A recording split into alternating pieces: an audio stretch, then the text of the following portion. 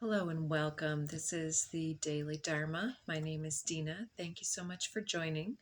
Today, I once again want to do something a little different. And although all of my messages are channeled with the intention of being timeless, right now, perhaps because of the Jupiter-Uranus connection, I'm feeling like I want to just keep mixing things up, looking for more inspiration, a little bit further messages, and something more spontaneous. And the code cards have gotten me into some patterns, so we're going to mix it up. So I'm going to first move into the archetype deck. On the bottom, the mentor. Nice. The owl bringing in some knowledge. So this may be guides, guardians stepping forward. Take a moment to call in all of the unconditionally loving beings, entities, thought forms that you can muster and envision. And let's see. First, we're going to see which archetypes want to step forward. This may be the multiple different facets of your life and the masks that you wear. Could be other individuals stepping forward in your life. Got 2. Let's go for 4. Okay, that's more than enough. Spirit always does that to me. On the bottom, the self. So it does look like we're talking about facets of the self, but again, you're the best judge of your situation since this is a collective general reading.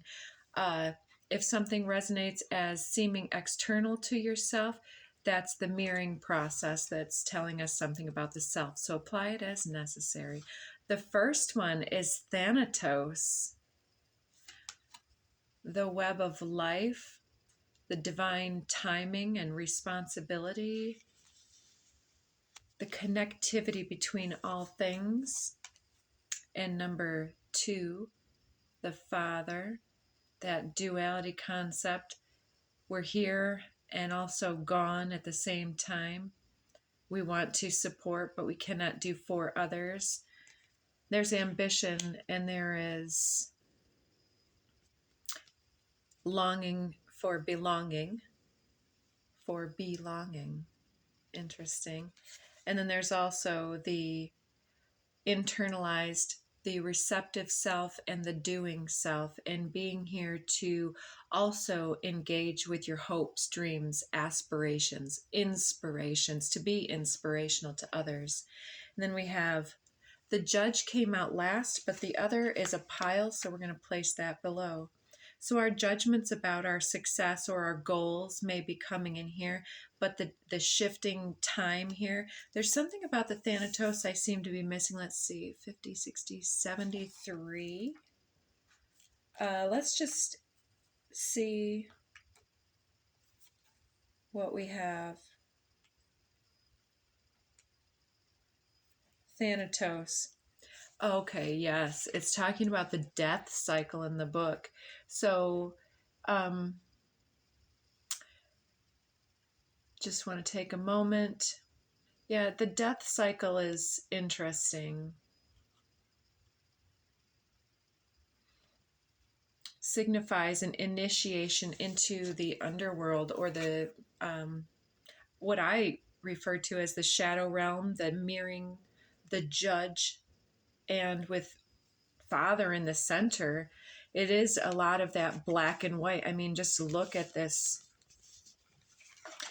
So, death of the father, the judgments of the father, doesn't have to be a literal father, could be some type of literal death for you, but in many regards, this is the ending of one cycle of doing or being, and witnessing your need for balance, your ability to create balance in your own life, and to honor both the primal self and the more elegant self that wants to step forward and be cultured and belong to society and play by the rules.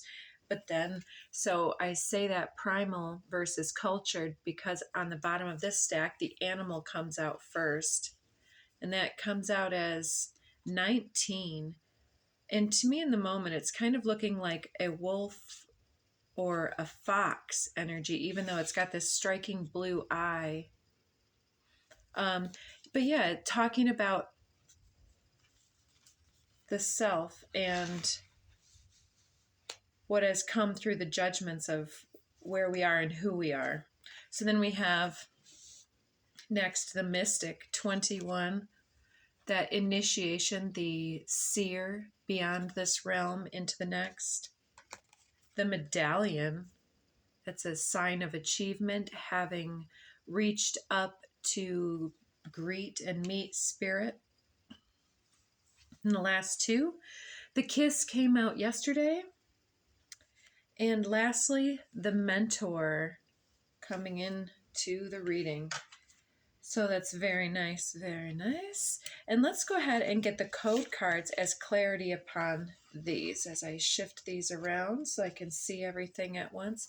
Let's go ahead and get some cards, some code cards on Thanatos, the death cycle, this web of life and the connectivity between all things. So whether or not it's a physical death in your situation, this can very well be a transition from one chapter of life to the next, one focus to the next, but it looks like something significant has been learned or healed or recovered, I want to say, within the self or within the path.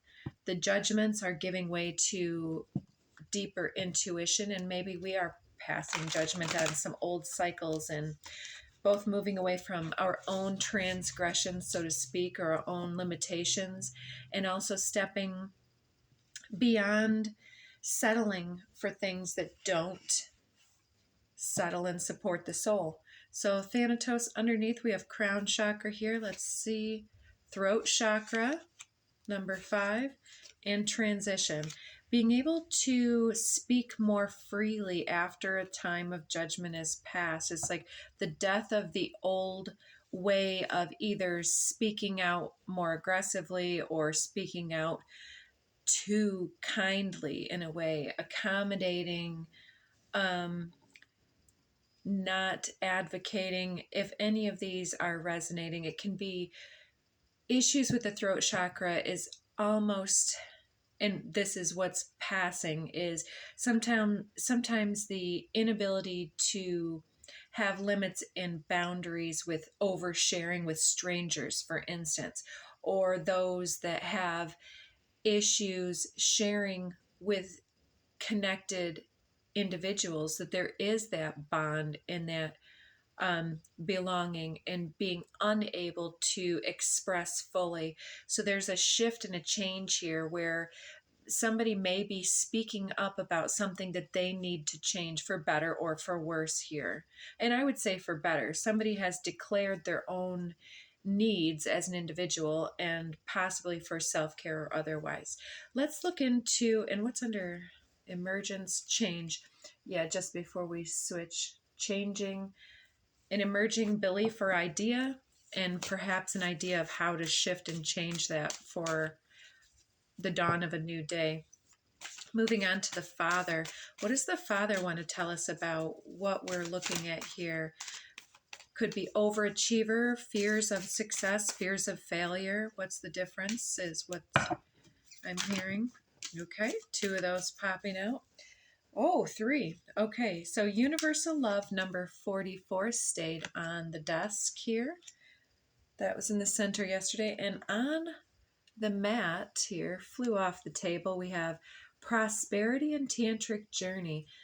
So yeah, shifting out of this need to go, grind, achieve, overexert, to push beyond limits, and understanding sometimes that recovery time after exertion or resting when the body requires it is equally as efficient at yielding the results that we're looking for. So whether we're looking for financial rewards or physical rewards or some type of resolution within anything that's been creating any type of stress, anxiety, lower, heavier emotions. And if this is a literal death, my condolences if that is your own situation. Sorry to shake the camera here. But it looks like there's a level of duality, and being one of the collective who has had a death of a parent, authority figure, there's a lot of duality that happens between the generations, particularly within that nuclear family, where many of us have had to work out a lot of whatever we came to express and explore in order to both find the edges of what we believe as our own person, our path, our soul blueprint, and express that individuation from where we see others showing up, and our judgments about that, our judgments about how they've handled themselves. Have they been able to heal? Have they been able to be compassionate? Have they utilized their passion effectively and efficiently? Have they done something worthy and full of integrity? Have they been an advocate of a higher truth or a higher knowledge, or have they been complicit or toxic or otherwise? And there are many different scenarios, so I can't speak for everybody, but there's definitely through that death cycle, whether it's a literal death or death of a way of being, self or other, or a transition of, workplace or moving homes or whatever that change transition is coming through, something is going to be fading away from prominence in our life. And that can definitely sometimes require us to look into something further. To be able to create resolution takes reflection upon the pros and the cons. And this, in a group process I used to participate with, we used to call this the wows, or the pows and the wows. So the pows were things that, we got kind of blindsided or knocked off kilter because something unexpected, an unexpected blow comes up. And the wows are things that are unexpected, exciting, or potentials or opportunities or unexpected things that create a little bit of excitement and delight. And so this is somewhat of an icebreaker game that we would play in order to have people kind of take 2 minutes or so to say, this is where I'm at. And this may be something that you could engage with any type of partnership or group dynamic where everybody's like, we're coming in and we're going to check in. Where are you at and how are you coming into this group with? And then people can kind of let that settle in and move on to what's next. And so there's something about the death cycle, the remembrance cycle, going into that healing of what that dynamic between individuals or between chapters of life has required, what its limitations were, and where now we would prefer, because that's where now we're able to make that transition, that switch within the self that says, oh yeah, now I see my part in that, I see their part in that. And through universal love of releasing that by being able to put it on the table and then not carry it, allows us to be ready for the next thing. But until we're ready to set down our parcel, our heavy burden of whatever we're carrying around, we cannot open our hands to receive the next thing. So I think you get that. Under the deck, we have Gaia.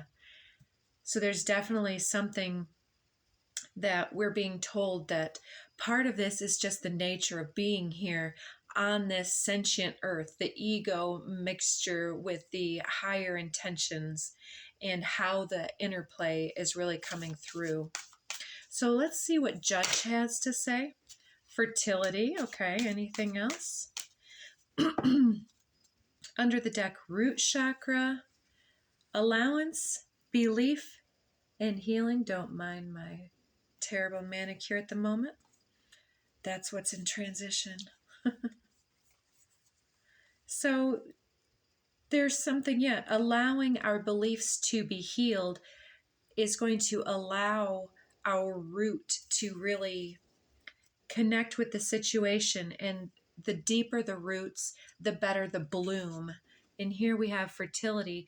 It's kind of talking about that bloom cycle. The bloom cycle happens in connection with the strength of the root.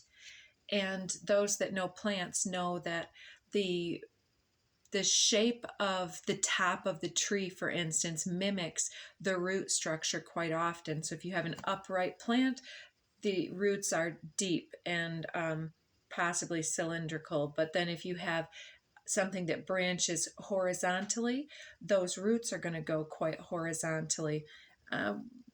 So it's kind of like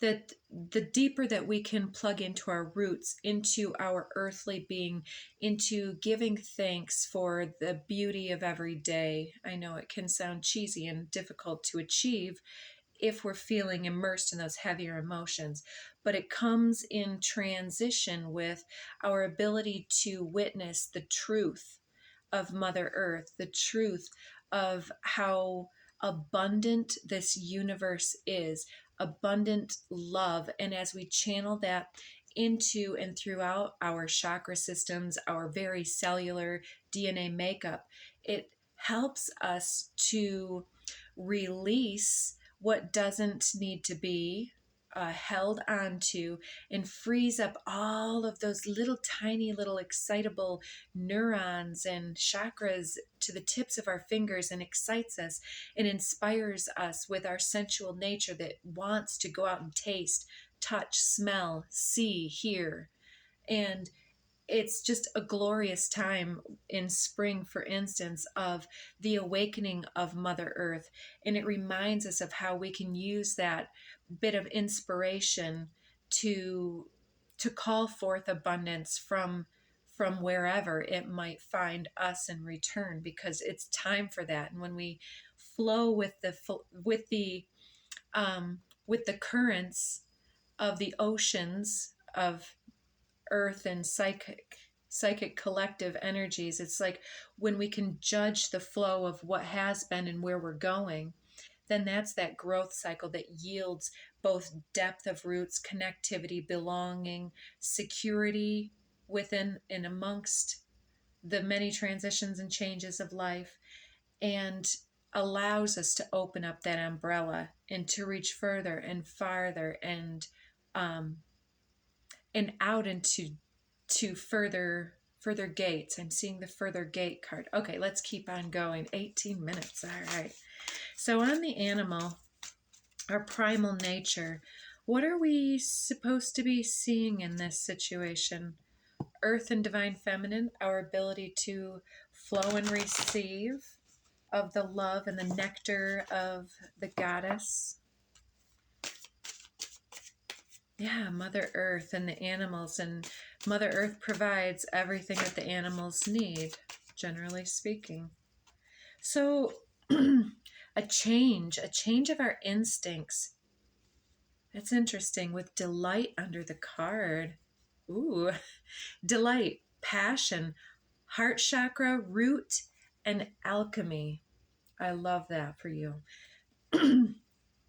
In many of these things we're talking about, the deeper the root and the umbrella, it's connected, and the turning point, the momentum, the moment is at the very center of our being here. And when we ground all of that change and the storms of life, when we pull all of that energy back into the self with the breath, into the body, the breath and body and spirit are unified, centered, literally rooted, grounded, and aligned as much as possible in that moment, and promotes further alignment.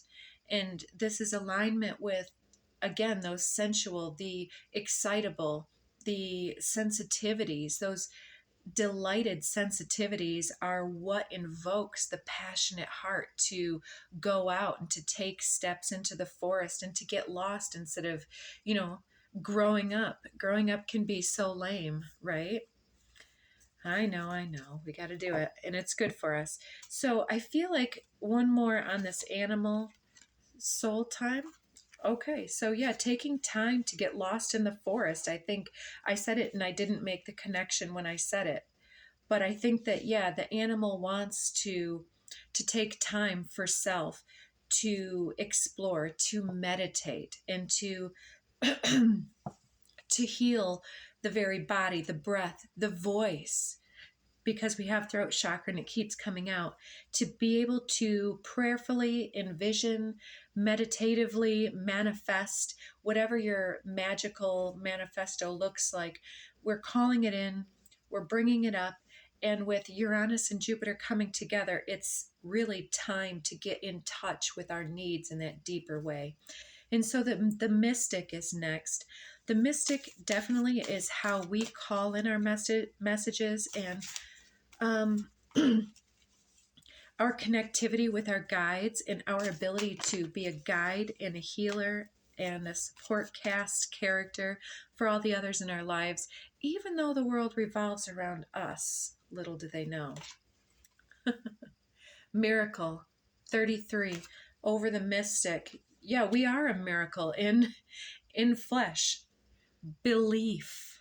So master number 33 with master number 11, belief. So and the mystic is the 21, which reminds me in the tarot about the world card. It's like being able to come to a point of realization, a point of transition where there is that hanged man essence of being able to flip the perspective on its head and to be able to say, well, why don't we just talk about it instead of holding a grudge about it, type of thing. It's like, it's so simple, but how often do we actually, in general, speak to each other about all the depth of the nuance of emotional charge that comes up for us? And maybe it's not as important to talk to others as it is to talk to self, higher self, and our guides and guardians and ancestry, whatever you call in. There's a miracle developing here through our ability to see from this end point now the distance that we've recently traveled, and it's been exponential. We keep getting this leveling up card, we keep getting promotion, we keep getting all of these, crossing some incredible threshold into the next phase, the next phase. And I don't know if everybody is really catching up with this because it's too much for a lot of people.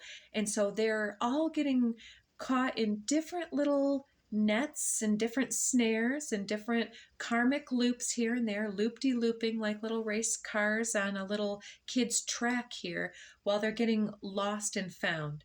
And us as well. But the mystic wants us to look deeply and to understand that through our belief that everything is in perfect order, divine order, and looking back and seeing where we find ourselves, the miracle has already started to arrive. And the more that we can open up our hearts to the abundance that we already are, that we are already experiencing, even in the storms of life, even in the throes of grief and possibly loss and even rejection, all of these unfortunate events, we are still torn open and broken open in the perfect way to achieve the destiny that's meant for us. So, one more with that mystic miracle. There's the passion card off the back of the deck. So our passion is being ignited, and that's really calling in even bigger miracles. It's like the egg breaking open that came through on the Starborn card yesterday. We had talked about it a little bit as the broken places where the light comes in. It's also like this is just the beginning of the true hatch phase, where whether you identify with being a Starborn, you're in yourself or not, it's like the next phase of our journey has arrived. The transition possibly from maiden to mother, or from mother to crone, or from boy to man, or whatever other thresholds of maturity, spiritual maturity is coming down. It's like our passion doesn't need to be dulled with the timing and age. And many people start to think, oh, well, I'm fill in the blank years old. I think I'm beyond that now.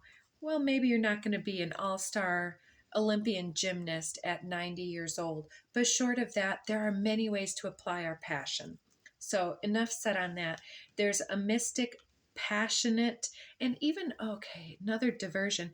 I don't know how many of you guys are religious in nature, but there's something like the passion of Christ or something that's speaking, and even on the symbolic level, which is my preference to speak on, it's like those are like the stations of this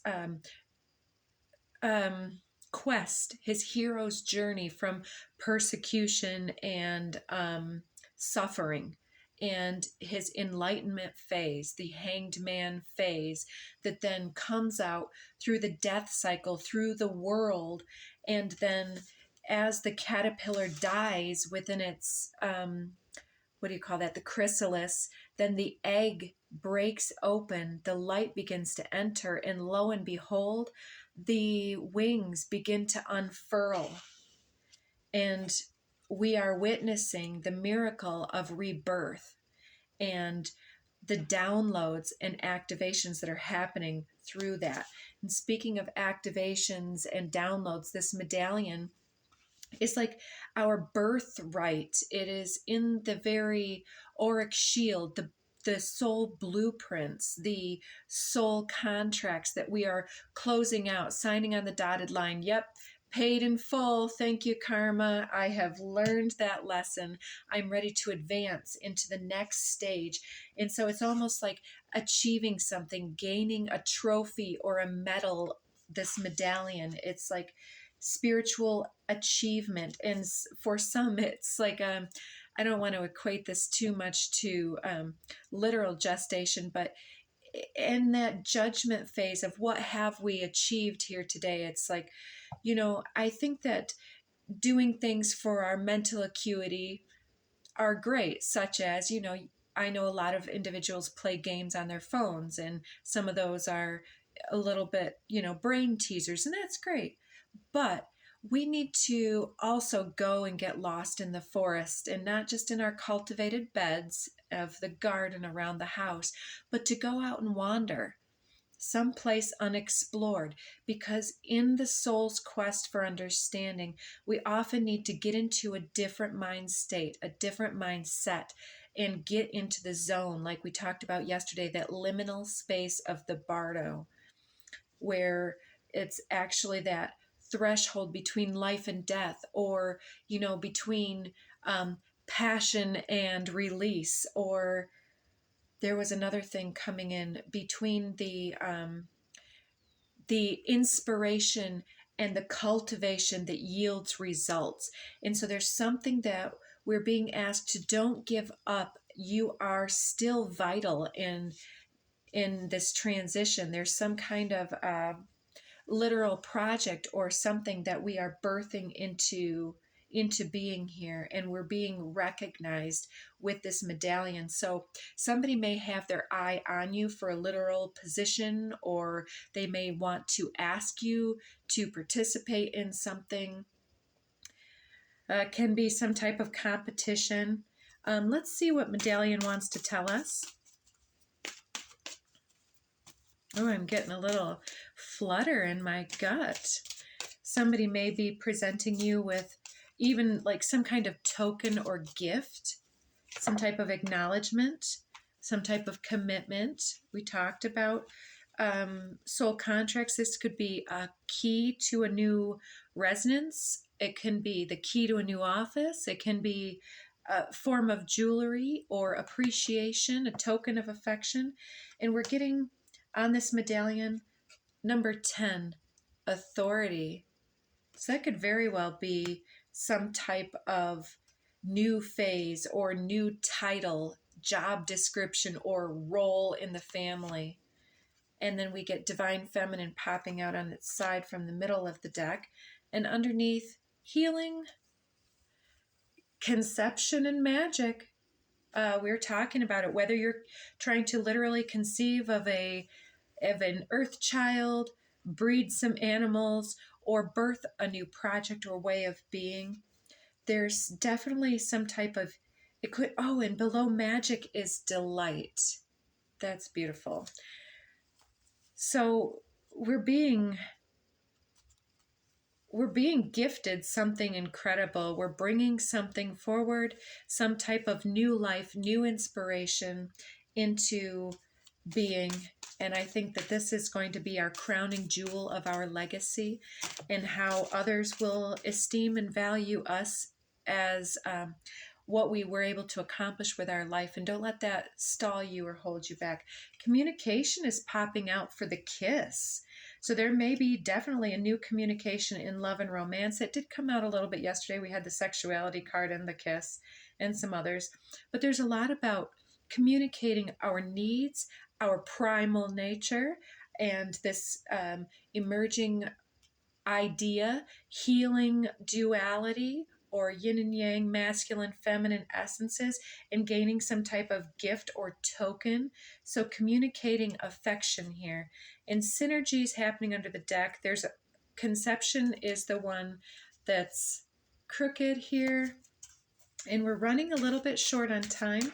So somebody's communicating something very nice. And what do we get on the mentor? And I'll still try to get an oracle card for us. The mentor,